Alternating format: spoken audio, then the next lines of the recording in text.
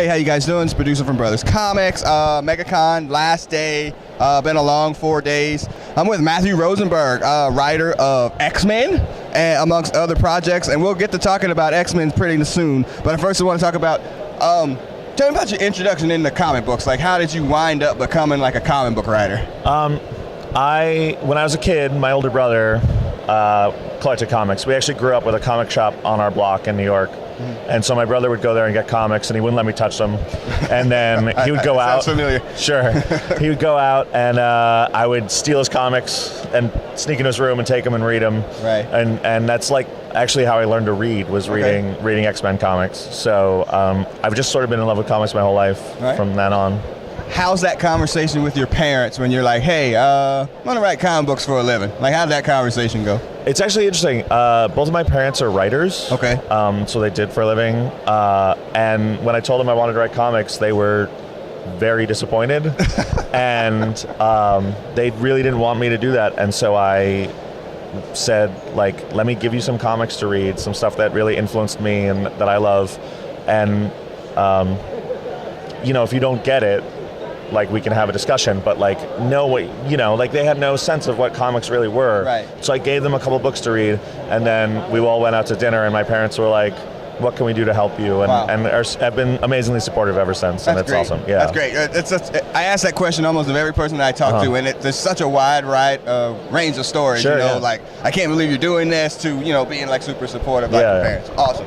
Okay, so your run on X-Men is coming to an end. Yes.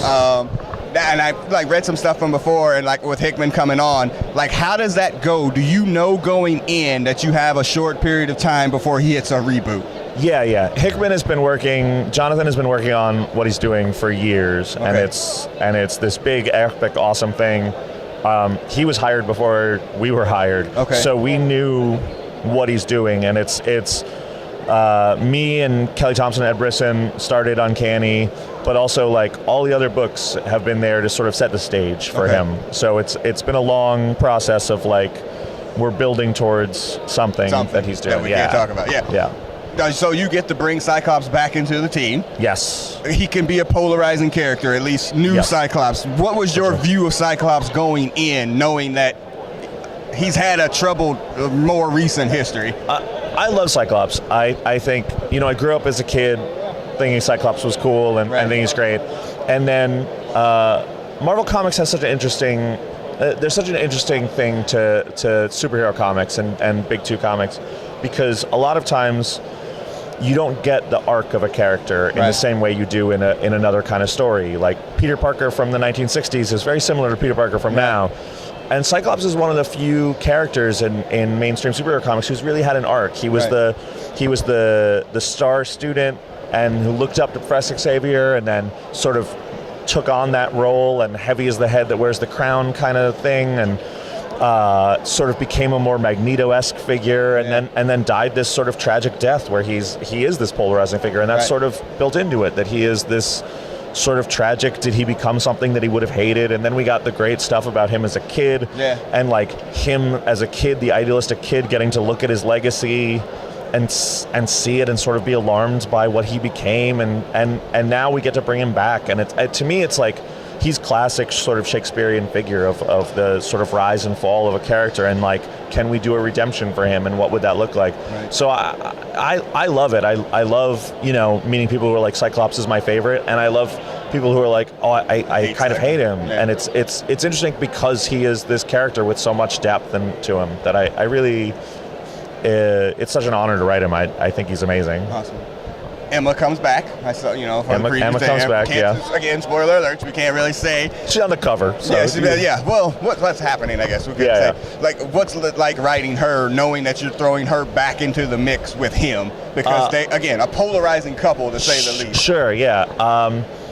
I love Emma. I think Emma's amazing. Yeah. But Emma, again, is one of these characters who, we don't have a lot of characters who operate like Emma. Emma is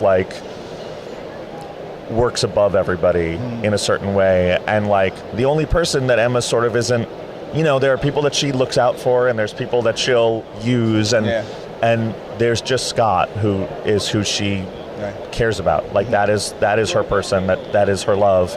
And so I think when people see what she's doing and why she's doing things, some people will be very upset, and some people will be very excited. Right. And I think, I really love, a lot of people were like asking me like, oh, is Emma going to be a villain? Is Emma going to be a hero? And I was like, Emma doesn't operate in that way. Yeah, like, not an absolute.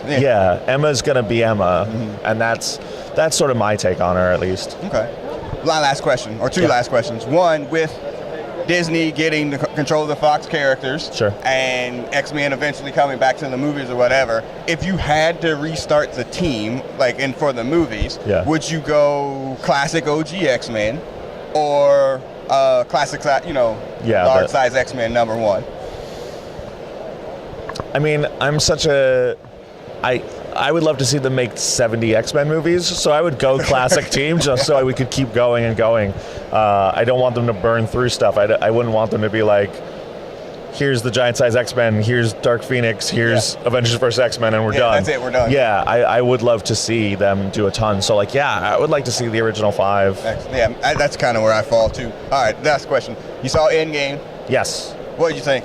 I love it. It's great. It's a great movie. Yeah. It's beautiful. Yeah, I always get that asking creators this weekend, like, what did you think of it? I mean, because a lot of them have written those characters, drawn those characters, so what's it like to literally see? I mean, that's like a literal comic book. That last 45 minutes is the most comic booky movie I've ever seen. Sure, yeah. So, I mean, what do you think looking at that as somebody? I loved it. When you write for Marvel, like, I'm in New York, and there's a lot of Marvel people in New York, and they have a screening for all of us, and I sat in the theater, and I sat next to Frank Miller and one side and Charles Soule on the other, and to me the thing that I really loved about it is the love it shows to the comics. That like, if you love these comics, like, this is for you. Yeah. Like it's a great movie. Yeah, it's a great movie if you have never read a comic, but like just the nods and the attention to detail. Like I just thought it was beautiful. Like just really great. All right. Hey, thank you for doing this, man. I really appreciate it. Thanks so much. We really appreciate your work. Thank you. Yeah, thank you.